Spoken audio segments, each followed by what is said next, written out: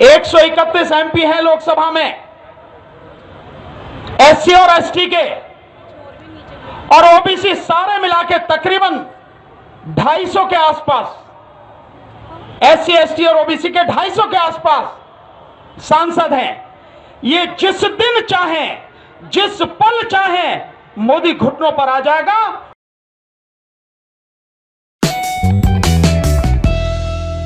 आज का जो विषय है न्याय अधिकार महासम्मेलन, जिसके तहत यह प्रोग्राम हो रहा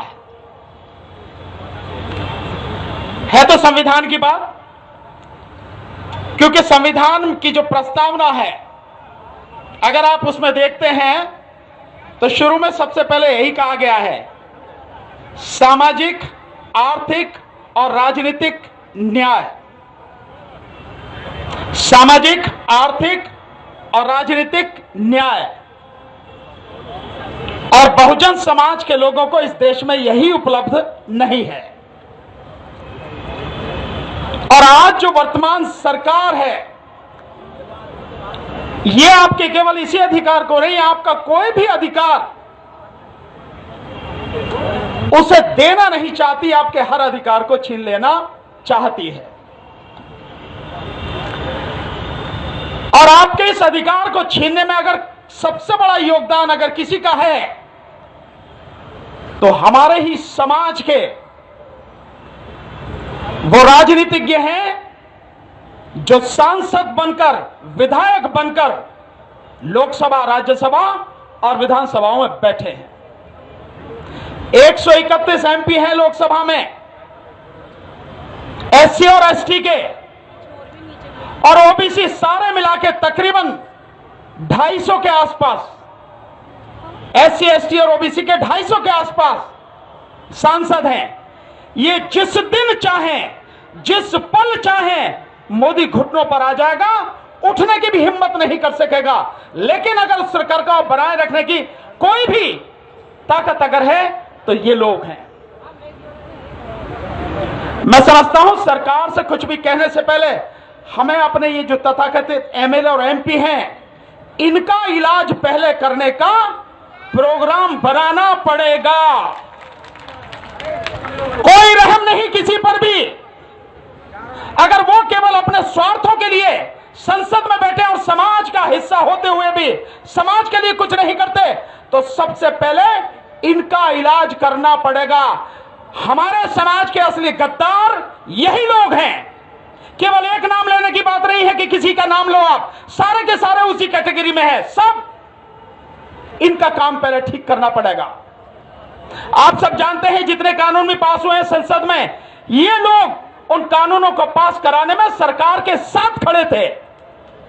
आर्थिक आधार पर संविधान के विरुद्ध जो 10% आरक्षण हुआ था, उसमें भी इन सब लोगों ने वोट दी थी।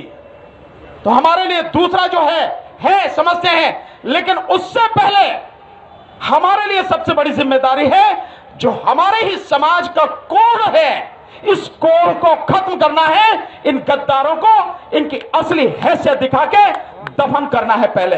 अगर आप ये नहीं कर सकते और कहेंगे कि कोई मेरा चाचा है, मेरा ताऊ है, मेरा भाई है, मेरी बिरादरी का है, मेरे इसके होने से मुझे ये मिल जाता है, इसके होने से ये लाभ मिलता है, आप कुछ नहीं कर पाएंगे, कुछ भी नहीं। आपको ध्यान है जिस समय पुणे पैक्ट के बाद में 1935 के जो कानून बना, उसके बाद जो चुनाव हुए, और उस चुनाव में जिस तरह से कांग्रेस पार्टी में अपने ही समाज के लोग बड़ी संख्या में जीत कर आए थे, और उसके बाद जो उन्होंने काम किया कि जिस पार्टी के थे उसके बंधुआ मजदूर बन के ही वो रह गए, तभी बाबा साहब ने कहा था कि बेशक ये मेरे समाज के लोग हैं, लेकिन समाज के नहीं है, ये किसी काम के नहीं है। हमारी सबसे बड़ी दिक्कत ये है। दूसरी बात साथियों, आपके जितने भी मुद्दे हैं, ये प्रोग्राम जो भी साथी ऑर्गेनाइज कर रहे हैं, उन्होंने जितने भी मुद्दे रखे हैं, हकीकत में वो मुद्दे हम सबके जुड़े हुए मुद्दे हैं। मैं उन सब मुद्दों से सहमत हूं। मेरी असहमति इस बात से है, ये मांगना आप कब छोड़ोगे भाई? ये आपके सरकार जातिगत जनगणना कराए, क्यों कराएगी सरकार जातिगत जनगणना? क्या है आपकी हैसियत उसकी नजर में? जो सरकार आपके सारे अधिकार छीन के बैठी है, जो सरकार आपको पूरी तरह से दफन कर देना चाहती है, ओबीसी की आबादी इस देश में 52%, मंडल आयोग के हिसाब से उसको आरक्षण दिया 27%, और उसमें भी आज की तारीख में जो आरक्षण है वो आरक्षण 9% है जो भरा हुआ एक्चुअल में है। और आप कह रहे हो वो सरकार आपकी जातिगत जनगणना कराएगी? काहे को कराएगी भाई? कौन कराता है जनगणना? सरकार कराती है ना। इस सरकार को उखाड़ कर फेंको, अपनी सरकार बनाने के लिए काम क्यों नहीं करते हो यार मेरे? जो काम करना चाहिए वो तो करते नहीं, और जिस काम की जरूरत नहीं उस पर बेवजह हल्ला मचाते हो। क्या मिलेगा आपको? कोई आपको देने वाला नहीं है। आप समझ रहे हैं, जब हिंदू राष्ट्र की बात हो रही है और उसके लिए वो लगातार काम कर रहे हैं, विपक्ष को पूरी तरह से तबाह किया जा रहा है, हर आदमी के अधिकार छीने जा रहे हैं, आपका रिजर्वेशन बिना किसी कानून का उन्होंने खत्म कर दिया, और सुप्रीम कोर्ट भी उनके साथ में कंधे से कंधा मिलाकर खड़ी है, तब आप क्या करोगे भाई? न सरकार आपकी, न अदालत आपकी, न कहीं आपका प्रतिनिधित्व, और फिर भी आप कह रहे हो कि आपके लिए काम कर दे। कोई नहीं करेगा। इस बात को समझो। जब तक आप उन चीजों को नहीं समझोगे जहां से खड़े होकर आपको काम करना है, या यूं कहो कि अगर अपनी जमीन का आपको पता नहीं है तो फिर कैसे आप समाज की लड़ाई लड़ोगे? कैसे आप समाज को उसका हक दिलाओगे? नहीं दिला पाओगे। इसलिए इस चीज को समझो।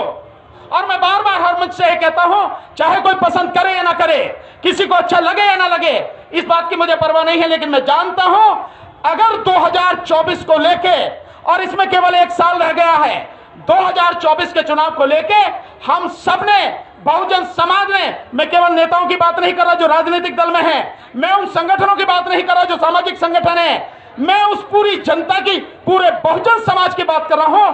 अगर आपने 2024 को लेकर, 2024 के लोकसभा चुनाव को लेकर रणनीति नहीं बनाई, उस पर काम नहीं किया, तो उसके बाद तुम्हें कुछ करने के लिए बचेगा भी नहीं। ध्यान रख लेना इस बात को। इसलिए हमारी सारी कवायद इस बात पर होनी चाहिए, ये आपातकाल से भी भयानक आपातकाल की स्थिति है साथियों। मैं किसी को डराने की कोशिश नहीं कर रहा, लेकिन जो सच है वो आपके सामने रखने का प्रयास कर रहा हूं। मैं निश्चित रूप से आभारी हूं और धन्यवाद देता हूं उन सभी संगठनों का जिन्होंने इस प्रोग्राम का आयोजन किया है, और इस प्रोग्राम का जो मैसेज भेजा जा रहा है वो मैसेज ये है कि जो जिंदा लोगों का महासम्मेलन, जिंदा लोगों का, तो नजर घुमा के चारों तरफ देख लो कितने जिंदा हैं और बाकी कितने मुर्दा हैं, इसका अंदाजा भी लगा लो, आप देख लो। लेकिन मैं दावे के साथ कह रहा हूं, ये जितने जिंदा हैं, जितने भी जिंदा हैं, अगर ये वाकई में जिंदा हैं और ये ईमानदारी से काम करें और सिर्फ इतना सा भी ठान लें कि अगले आने वाले 2 महीने में मैं अपने जैसे 9 और साथी अपने साथ में जोड़ूंगा, सिर्फ 9, और अपने को मिला के 10 लोगों की टीम बनाऊंगा। मैं सबसे कह रहा हूं, जो पंडाल में बैठे हैं उनसे भी, और जो करोड़ों की संख्या में इस सोशल मीडिया के माध्यम से पूरे देश में, पूरी दुनिया में जो लोग मुझे सुन रहे हैं, उन सबसे भी कह रहा हूं, सिर्फ इतना निर्णय करो कि आने वाले 2 और 3 महीनों में अपने जैसे मैं अपने साथ 9 लोग और जोड़ूंगा और अपनी टीम बनाऊंगा। अकेला नहीं चलूंगा, कहीं भी जाऊंगा तो अपनी टीम के साथ में जाऊंगा, और उस टीम को इतना मजबूत, इतनी मजबूती से उसे सारी उसके अंदर वो भावना भरूंगा ताकि 2024 में ये जो गंदगी पार्लियामेंट में है, इस पूरी गंदगी का सफाया करें। इसके लिए काम करना पड़ेगा हमें, नहीं तो कुछ मिलने वाला नहीं।